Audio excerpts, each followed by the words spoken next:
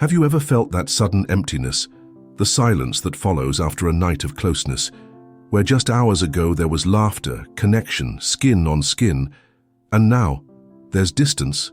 Have you ever asked yourself why a man seems fully present in the moment, only to emotionally disappear right after? You're not imagining it, and you're not alone. This script is not about blaming men or turning vulnerability into weakness. It's about decoding patterns. Because the moment we understand behavior, especially repeated behavior, we begin to reclaim power over how we respond to it. We stop internalizing rejection as unworthiness, and we start seeing it as information. When a man pulls away after intimacy, something very specific is happening, not just in him but in the reinforcement loop that exists between you. The dance of closeness and distance, desire and fear, often runs deeper than logic, and the root of it is rarely about you. It's about what intimacy activates inside someone who has never felt safe being emotionally seen. Let's begin with emotional validation for you, because this pattern hurts. There is no other word for it. The high of connection, followed by the low of absence, mimics the very cycle of intermittent reinforcement that psychologists like B.F. Skinner studied in depth. Reward, withdrawal, confusion. When affection becomes inconsistent, it doesn't just hurt, it destabilizes your nervous system. It stirs up old fears. Was I too much? Did I misread it? Why does this keep happening to me? You're not difficult. You're conditioned, like all of us, to search for patterns, to seek consistency. So when someone disappears after closeness, the mind scrambles to make sense of it. But the answer isn't always in your actions, it's often in his conditioning and his fear. B.F. Skinner, one of the leading voices in behaviorism, taught us that behaviors are not born in a vacuum. They are learned, reinforced, conditioned by outcomes. Just as a child learns not to touch a hot stove again, a person who has been hurt after emotional exposure learns, often unconsciously, to avoid the very experiences that once made them feel unsafe. So when a man vanishes after intimacy, when he ghosts, grows cold, or becomes vague and unavailable, he's not always running from you. He may be running from the emotional residue intimacy leaves behind, the vulnerability, the rawness, the exposure. Because for some people, closeness doesn't represent comfort, it represents risk. Freud, our symbolic guide, might lean in here and say, what the modern man calls freedom is often just fear disguised in avoidance. He would suggest that the man who disappears after intimacy isn't rejecting love, but avoiding the feeling of being known. Because being known also means being exposed to disappointment, expectation, and the ghost of past pain. Ask yourself, what if his silence isn't personal and but historical? This insight doesn't excuse the behavior, but it does decode it. And that changes everything, because once you stop personalizing his withdrawal, you stop chasing it. You stop trying to prove your worth to someone who is battling a fear you did not create. There's a story, maybe even yours, of a woman who kept choosing emotionally unavailable men. After every deep conversation, after every intimate night, she would wake to a man emotionally retreating, sometimes slowly, sometimes instantly. She thought she needed to be more patient, more sexy, less emotional. But what she really needed was to stop interpreting withdrawal as a sign that she was unworthy, and start seeing it as a signal that he was unready. Not unready for sex, but unready for the cost of emotional exposure. Because for those conditioned to fear vulnerability, intimacy doesn't feel safe. It feels dangerous. Freud would call this a conflict between the drive for connection and the defense against pain. Skinner would call it a learned avoidance, a behavior shaped by consequences from the past. And now here you are, facing the void after intimacy, feeling the ache of emotional whiplash, wondering if you should reach out, retreat, or rage. Let me offer this instead. Pause, breathe, and remember that silence is also a response, and sometimes your greatest healing. So I ask you, not as a lover, but as a woman reclaiming clarity, are you still searching for safety in a dynamic that only gives you emotional doubt? Your symbolic task this week is not to chase answers, but to write a sentence that brings your own clarity. Try this. His withdrawal doesn't define my worth. It reveals his wound. Say it aloud. Let your body feel the difference. Because understanding behavior gives you freedom, not to change others but to protect yourself, and to respond not with desperation but with discernment. Why does intimacy, something that promises closeness and connection, often awaken fear instead of tenderness? Why do some people, after revealing parts of themselves in a moment of physical or emotional exposure, feel compelled to retreat into silence or distance? To understand this, we must first recognize a truth many women sense but rarely name. Vulnerability is not a shared language. For some, it is home. For others, it is danger. Imagine emotional exposure like standing without armor in the middle of a battlefield. For someone who has spent their life being punished for feeling too deeply, shamed for crying, dismissed for needing, or hurt for trusting, being vulnerable isn't just difficult, it's intolerable. It feels like walking naked into fire. Many men are taught from a young age that strength means detachment, that power means control, that showing need is weakness. They are rarely conditioned to see emotional availability as safe or valuable. So what happens when, for a brief moment, they allow closeness? When they let their guard down, in your arms, in a shared conversation, in the quiet hours of intimacy? What happens is this: their nervous system panics. What you experience as connection, they may experience as risk, and that risk triggers a chain of unconscious defenses. Freud would say, every man defends himself against pain, even when that pain comes dressed as love. He would argue that behind the withdrawal lies a history, often invisible, of emotional conditioning, past relationships, childhood messages, betrayals, all reinforcing the same silent message: don't get too close, don't depend, don't feel too much. This is not about making excuses for harmful behavior. It is about making sense of emotional chaos. When you've experienced the sting of someone pulling away right after you opened yourself, physically, emotionally, soulfully, it can feel like abandonment. It can feel personal. But often, it's not rejection of you. It's a retreat from feeling. Let's talk about trauma. Not always the capital T trauma of abuse or tragedy, but the quiet, chronic kind. The slow drip of emotional invalidation, the absence of attunement, the heartbreak that taught someone, if I show myself, I will be hurt. When these wounds are left unexamined, they become part of a person's relational blueprint. They create defense mechanisms, the automatic behaviors we use to survive discomfort. In this case, withdrawal becomes a strategy, a way to manage the emotional flood that intimacy stirs. Freud might describe this as a form of repression, the psychic act of pushing down what feels unbearable. Skinner, looking at it behaviorally, would say, withdrawal is negatively reinforced.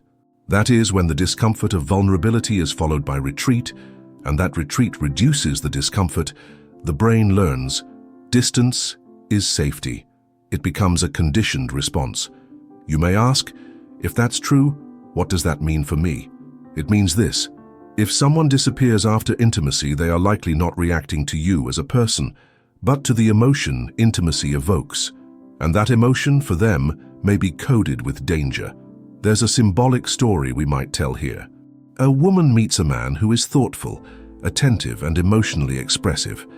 But after their first real moment of physical closeness, he begins to fade. His texts become short. His availability drops. She feels the change like a drop in temperature, subtle but undeniable. She spirals, wondering what she did wrong. But if she could read the unseen script, she would see that after their closeness, he was flooded with vulnerability. And instead of sitting with that feeling, he did what he's always done. He fled. To her, his retreat is rejection. To him, it's survival. So what now? You don't fix someone else's fear. You don't soothe it by becoming smaller, quieter, more low maintenance. What you can do is recognize it and choose how to respond. Ask yourself, are you becoming a contortionist in someone else's trauma play? Or are you honoring your need for consistency, clarity, and mutual emotional availability? Freud reminds us that repression always comes at a cost. And for women, the cost is often our own self-worth, our own sanity. We start doubting our instincts, tolerating confusion, hoping affection will return if we just stay soft enough, sexy enough, silent enough. But here's the truth. You are not a cure for someone's fear of closeness. You are not responsible for coaxing a man into emotional maturity. You are responsible for choosing not to abandon yourself. Here is your symbolic task. Write down 3 ways you abandon your own boundaries when someone pulls away. Then write 1 sentence of refusal, a boundary, a declaration. For example, I do not chase emotional fugitives. I choose partners, not puzzles. Let that phrase guide your next response. Let it be the line you do not cross, for your own nervous system, your own clarity, your own freedom. Because emotional intimacy is not dangerous, but tolerating inconsistency is. What if I told you that love is not just about emotions, but about reinforcement? That many of the relational dynamics you find yourself trapped in are not random, not fate, not even your type, but learned behaviors, rehearsed, repeated, reinforced. This is the territory of B.F. Skinner. When a man pulls away after intimacy, and you find yourself waiting, longing, replaying, adjusting, you are not weak. You are responding to a pattern of intermittent reinforcement. And this, my dear, is one of the most powerful behavioral traps known in psychology. Let's begin with a simple principle. We repeat what gets rewarded.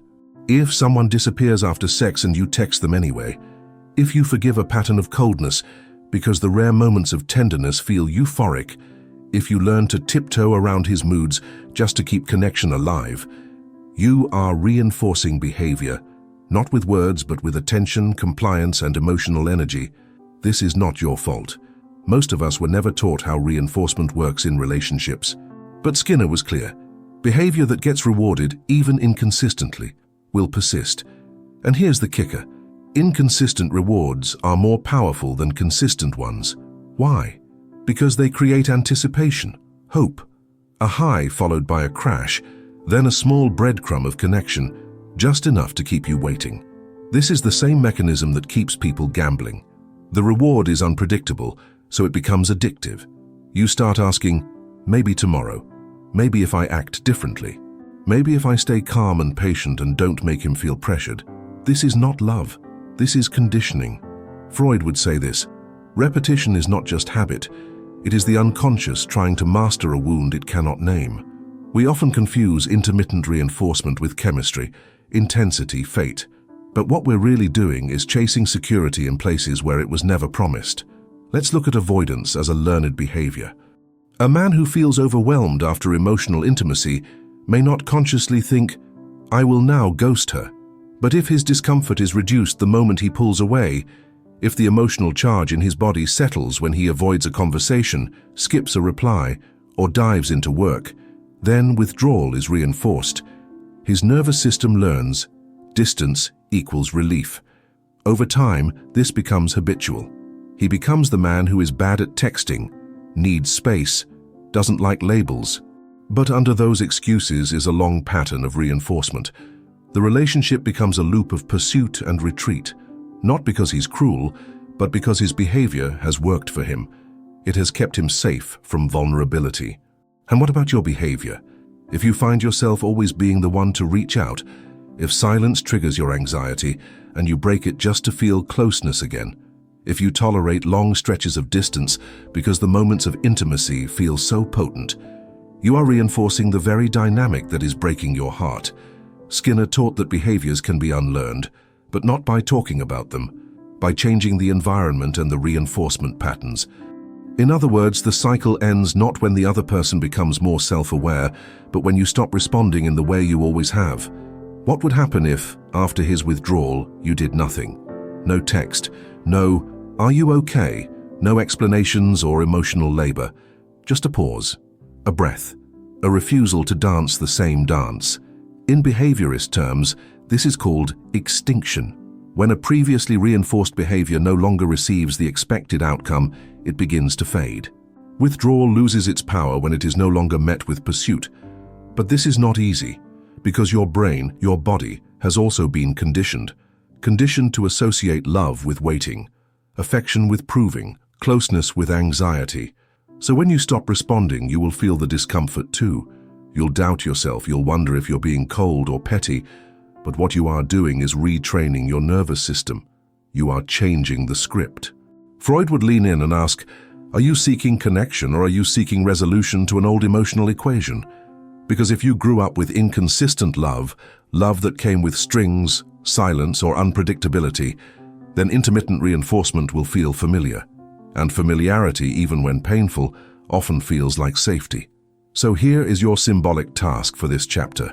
Write a behavior you consistently engage in after a man pulls away. Then write the opposite. Choose the opposite this week, not to manipulate but to liberate. Example, when he disappears, I usually text. This week, I don't. I let the silence speak for itself. This is how the cycle breaks, not with confrontation, but with changed reinforcement. You are not responsible for his behavior, but you are responsible for what you continue to accept. Because healing is not just emotional, it is behavioral. What if the way someone loves you has less to do with who you are, and more to do with how they were loved? The ghosting, the retreat, the emotional shutdown after closeness. These behaviors do not begin in adulthood. They are echoes, adaptations, survival strategies formed long before romance ever entered the picture. To truly understand why a man might vanish after intimacy, we must step into the psychology of attachment, not as a trendy label, but as a blueprint of how people experience closeness, trust, and emotional risk.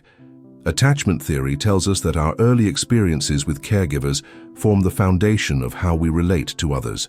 Those who felt consistently seen, soothed, and safe often grow into adults with secure attachment. They can be close without collapsing, intimate without vanishing. But those who experience neglect, inconsistency, or emotional dismissal often develop avoidant attachment. And this is where the post-intimacy retreat begins to make sense.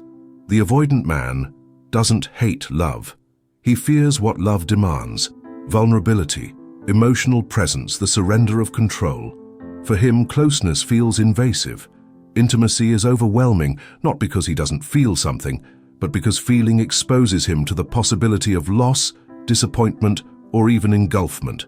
So he does what his nervous system has been trained to do: withdraw, reclaim space, regulate alone. To the woman on the other end of this pattern, it feels like betrayal, abandonment, mixed signals. But to him, pulling away is not an attack. It's protection, not from you, but from the emotional vulnerability he never learned to tolerate. Freud would say, the adult's fear is the child's defense still at play. In the avoidant man, we often find the boy who was praised for self-sufficiency, punished for neediness, or raised by emotionally distant figures. He was taught, implicitly or directly, that emotions make you weak. So love, when it becomes too real, too deep, awakens those buried threats. And here's the trap. The more you try to reach him, prove your safety, or stabilize the connection, the more he feels invaded. He pulls away further. The intimacy that you seek, the warmth and presence, becomes the very thing that activates his avoidance. This is not personal. This is pattern. Can you see it now? Recognizing avoidant behavior is essential. You must stop personalizing the push-pull dynamic and start witnessing it. Here are the signs. He's charming and emotionally open in the beginning, but grows colder once things deepen. He uses language like, "I'm just not good at relationships," or "I need a lot of space." He disappears after vulnerable moments, especially physical intimacy. He avoids conversations about feelings or the future. He becomes irritated or distant when you express emotional needs. These are not signs of cruelty. They are signs of fear, the kind that operates under the surface, automatic and unspoken. So what now?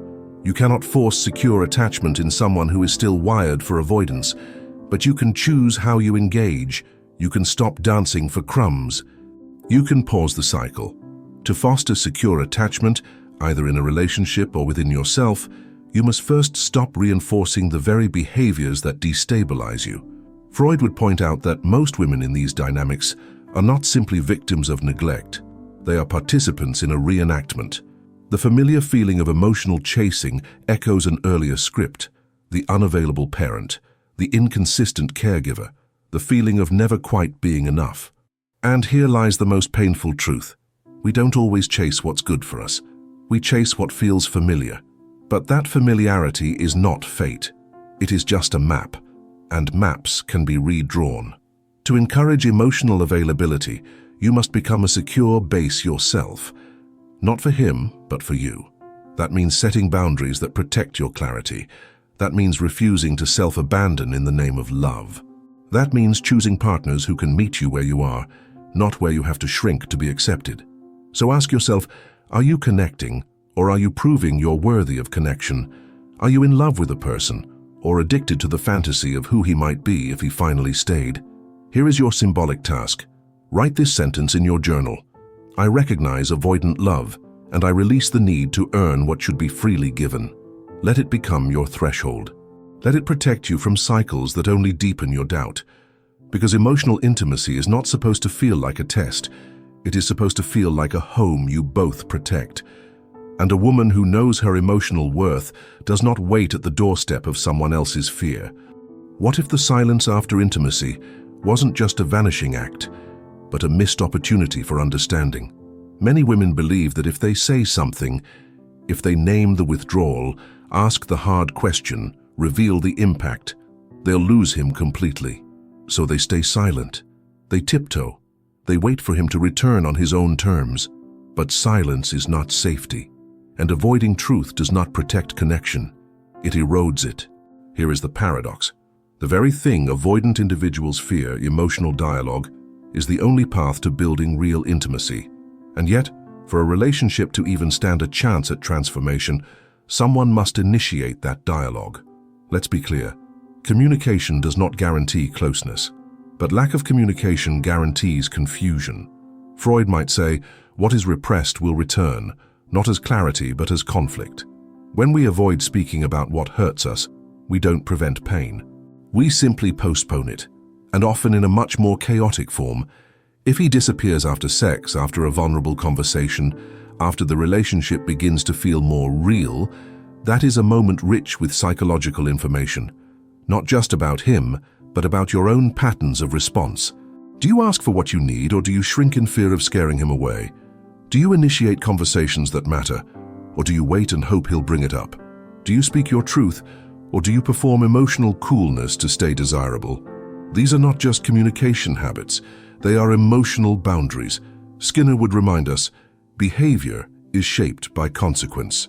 If you communicate and it leads to clarity, even if it's uncomfortable, your brain begins to associate communication with empowerment.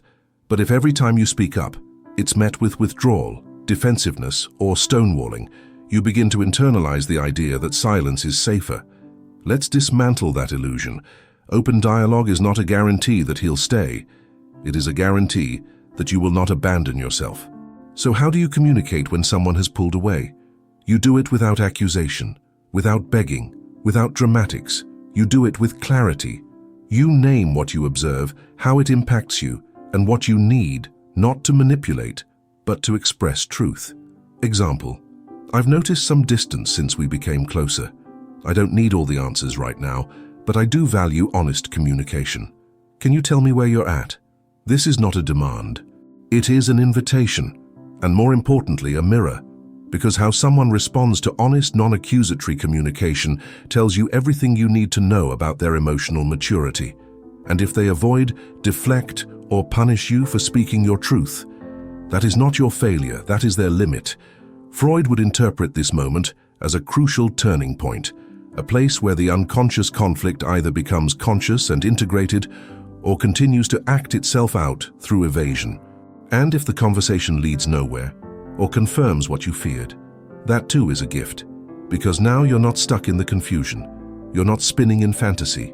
You have data, and data gives you agency. Now let's speak of boundaries. Boundaries are not walls, they are not ultimatums, they are the architecture of your emotional safety. And in the case of someone who withdraws after intimacy, a boundary might sound like this: I need emotional availability and open communication in the relationships I invest in. If that's something you're not ready for, I respect that, but I won't continue in uncertainty. It's not about threatening them, it's about protecting you. And when your need for clarity is met with confusion, resistance, or blame, you have your answer. Not just about their capacity, but about your own evolution. There is a phrase I offer women who struggle to speak when it matters most: my peace is more important than preserving someone else's comfort. Write that down. Sit with it. Let it become a compass when you feel tempted to silence yourself just to keep the illusion of connection alive. There may come a time when a conversation becomes more than words, when it becomes a boundary in motion, when walking away is the clearest sentence you can speak. But until then, practice this. Speak early. Speak clearly. Speak for yourself, not for his validation, because the woman you are becoming does not beg for attention in the silence. She names what she sees, she honors what she feels, and she leaves when presence is replaced by patterns. There is a moment, often quiet, often private, when a woman realizes she is no longer willing to beg for consistency, no longer willing to decode silence, no longer willing to confuse intermittent affection with love. This moment, though it may arrive in the soft aftermath of a man pulling away after intimacy, is a threshold, and it begins with understanding. When he retreats after closeness, the first instinct is often self-blame. We ask, was I too open, too emotional, too available? But these are not the right questions. The right question is, what in him did vulnerability awaken, and what in me was willing to tolerate its absence? Let's recap what you now know. You've learned that emotional withdrawal is often not about you, but about his conditioning. You've seen how vulnerability can trigger deep, often unconscious fears in avoidant individuals. You've learned that withdrawal can be reinforced behaviorally, and that chasing it often deepens the dynamic. You've recognized the role of attachment, not as a personality flaw, but as a nervous system imprint.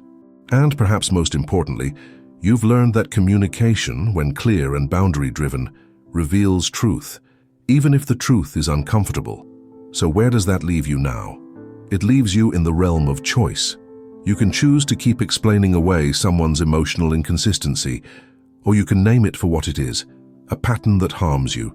You can choose to accept less than you need in hopes that he'll come around, or you can accept that emotional availability is not something you extract from someone, but something that must already exist in them. Freud would say, where there was repetition, let there be recognition. Because once you recognize the pattern, truly see it, you cannot unknow it. And from that place, your behavior changes. Not out of revenge, but out of reverence for your own peace. And let's be honest, some men will not come back. Others will come back just enough to keep the door cracked open. They may not fully ghost you, but they will hover, offering you just enough presence to stay hopeful, but never enough consistency to feel safe. This is not connection, this is confusion. And confusion is a nervous system trauma we mistake for love. The path forward begins with one powerful internal act: detachment from the outcome. Your task is not to change his fear. Your task is to stay loyal to your clarity. That means no more decoding cryptic messages, no more justifying emotional neglect, no more rehearsing conversations he's unwilling to have. You deserve a love that stays after the high, that leans in after the vulnerability. That doesn't vanish once your soul is seen. So here is your final symbolic task. Write this sentence and place it somewhere visible. I do not chase presence. I choose partnership, or I choose peace. And if you feel grief, let it rise, because grief is not weakness. It's a sign that you've stopped abandoning yourself. B.F. Skinner taught us that behavior can change, not by magic, but by changing the consequences and reinforcements. So let your new behavior reinforce your new standard. Closeness must be safe. Love must be stable. Silence must be named. And to the woman who walks alone now, let me say this. You are not hard to love. You are hard to fool. You are not asking for too much. You are asking for what's real. You are not cold, you are clear. Freud would whisper one last truth. Emotional freedom begins where guilt ends. So stop feeling guilty for wanting more. Stop questioning your worth just because someone else isn't ready. And stop calling it love when what it really is a rehearsal of rejection. Now, I invite you to share your thoughts in the comments. Have you ever experienced a partner pulling away after intimacy? How did you respond? And what have you learned since?